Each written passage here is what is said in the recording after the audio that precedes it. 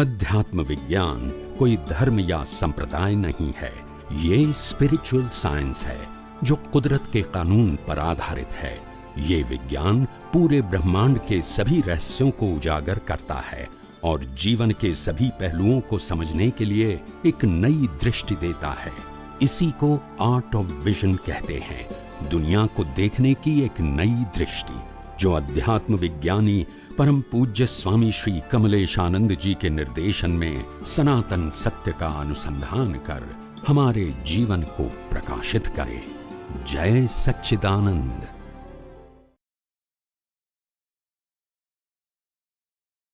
हमारा 4-5 शब्दों अंगे खुलासो જોઈએ છે જી એક છે સ્વરૂપ પ્રાપ્તિ, અસંગ દશા અને સ્વરૂપ આવિર્ભાવ. આમાં શું ડિફરન્ટ હોય છે? એક સ્વરૂપ પ્રાપ્તિ, પછી બીજો શબ્દ અસંગ દશા અસંગ દશા અને સ્વરૂપ આવિર્ભાવ. સ્વરૂપ આવિર્ભાવ. હા, સ્વરૂપ પ્રાપ્તિ એને સમ્યક દ્રષ્ટિ કહેવાય. સમ્યક દ્રષ્ટિ.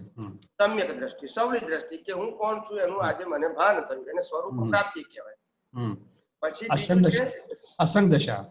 અસંગ દશા, એ પ્રાપ્ત થયેલા સ્વરૂપનો જ્યારે પ્રેક્ટિકલ લાઈફમાં ઉપયોગ કરો અને ત્યારે પ્રતિષ્ઠિત આત્મા દેહ અને આત્માને છૂટા જુએ, એને અસંગ દશા કહેવાય. પછી સ્વરૂપ આવિર્ભાવ. સ્વરૂપ આવિર્ભાવ, સ્વરૂપ આવિર્ભાવનો મતલબ થાય કે પોતાના સ્વરૂપની જાગૃતિ મન વચન કાયાની અવસ્થાઓમાં સતત રહેવી, એને આવિર્ભાવ કહેવાય. પછી એ મુમુક્ષતા અને મહાત્મા. મુમુક્ષુતા અને મહાત્મા.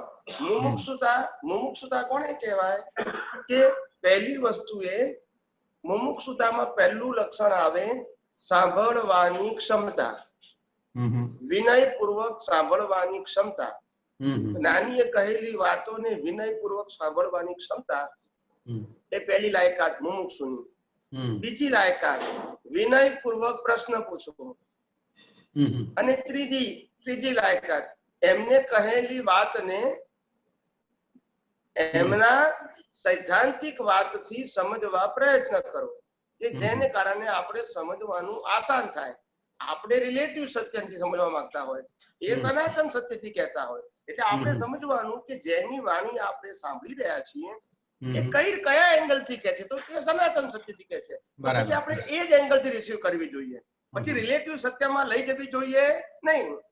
આજે આપણે એમ કહીએ કે ભાઈ રામકૃષ્ણ મહાવીર એ ભગવાન નથી, પણ રામકૃષ્ણ મહાવીરની અંદર ભગવાન છે, તો આપણે અહીંયા સનાતન સત્યનો એંગલ મૂકેલો છે. હવે કોઈ જૈન ધર્મમાં જાઓ તો એમ કે છે કે મહાવીર ભગવાન, તો આપણે સમજવાનું બાય રિલેટિવ વ્યૂ પોઈન્ટ એ કરેક્ટ છે. તમે આપણે વૈષ્ણવ સમાજમાં જાઓ તો કે કૃષ્ણ ભગવાન એ અમારા ભગવાન છે, તો આપણે સમજવાનું કે રિલેટિવ વ્યૂ પોઈન્ટ એ કરેક્ટ છે. એટલે આવી રીતે જે વ્યક્તિ જે એંગલથી વાત કરે છે એ એંગલથી આપણે સમજીએ તો વાદ વિવાદ ના થાય. પણ આપણે આપણી વાત પકડી રાખીએ અને એમનો એંગલ ના પકડાય તો એને મુમુક્ષુતા ના કહેવાય.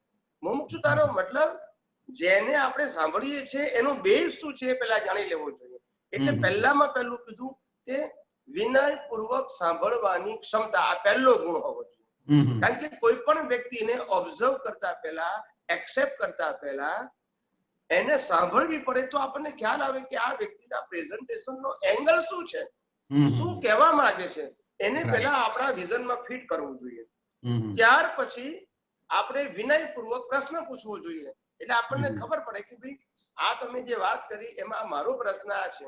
પછી એ જે જવાબ આપે એમાં આપણે એમનો એંગલ સમજવાનું છે કે એ સનાતન સત્યની વાત કરે છે, રિલેટિવ સત્યની વાત કરતા નથી.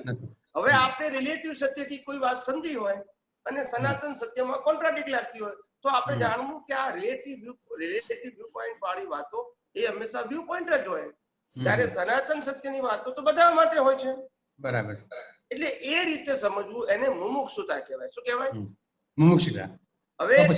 હવે કોઈ વ્યક્તિ મને એમ કહે કે સ્વામીજી આપણે જ્ઞાન વિધિ છે એ જ્ઞાન વિધિ કરવી જોઈએ અથવા કરાવવી જોઈએ કે નહીં, અથવા માનવું જોઈએ કે નહીં, તો હું કહું કે ભાઈ કુદરતના કાનૂનની અંદર કોઈ પણ વિધિ આખા બ્રહ્માંડમાં સનાતન સત્ય રૂપે હોઈ શકે નહીં. બરાબર બરાબર કોઈ પણ વિધિ પછી મહાવીર આપ્યો તો એ ના હોય. બરાબર પ્રશ્ન સત્ય. વ્યક્તિનો આવતો નથી. પણ તમે જ્યારે વ્યક્તિગત વાત કરો તો પછી એ વ્યૂ પોઈન્ટ થઈ ગયું. પછી ડોન્ટ બરાબર. Compare with the universal truth and view point. બરાબર હવે જો આ ભેગું કરો તો તમને પઝલ રહેશે.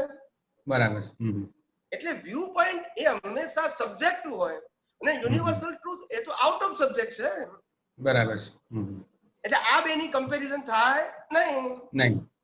હવે આ બે ભેગું કરવા માંગો તો શું થાય? તમને કાયમ માટે પઝલ થશે. તો આ વિવેક જ્ઞાનનો ડિફરન્સ શું છે? વિવેક જ્ઞાન. વિવેક જ્ઞાન. હા. વિવેક એટલે શું કહેવાય? વિનય અને વિવેક.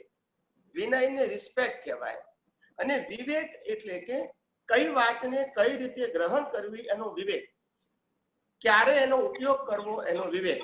પછી એ વાણી રૂપે હોય, વિચારો રૂપે હોય કે વર્તન રૂપે હોય, વિવેક તો હોવો જોઈએ ને.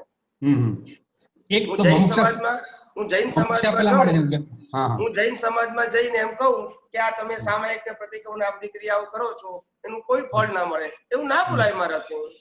બરાબર છે.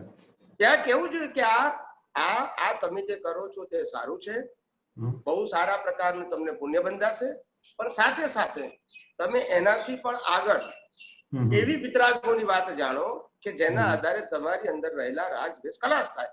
આમ વાત કરવાની. પેલું ખોટું છે એવું ના કહેવાય. બરાબર છે. એટલે એને વિવેક કહેવાય. શું કહેવાય? વિવેક એટલે મમુક્ષા સમજવાની વાત છે, વિવેક રજૂઆતની વાત છે. હા, વિનય એ રિસ્પેક્ટ છે. એક પણ કોઈ પણ વ્યક્તિ કોઈ પણ ફિલ્ડમાં માસ્ટર હોય અથવા આપણા કરતા ચડિયાતો હોય તો એનું રિસ્પેક્ટ કરવું જોઈએ. એટલે તો વિવેક જ્ઞાનની વાત છે. વિવેક જ્ઞાન. હા, અને વિવેક તો સ્પીચ, એક્શન બધામાં લાગુ પડે. એટલે કે જેના આધારે આપણને ખબર પડવી જોઈએ કે ભાઈ માણસે બધાનું કોઈનું પ્રમાણ ન દુભાય એવી વાત જયારે વ્યક્તિગત કરો ને ત્યારે પ્રમાણ દુભાય ની ધ્યાન રાખવું પડે. આપણે કેવળ આધ્યાત્મની વાત કરતા હોય ત્યારે જુદી વસ્તુ આવે અને કોઈ ધર્મ સંપ્રદાયમાં ગયા હોય ત્યારે એનું પ્રમાણ આપણે જાળવવું પડે. અને પછી વિજ્ઞાનની એના સાથે વિજ્ઞાનની વાત કરવી પડે, એને ઉડાડી ના કરાય.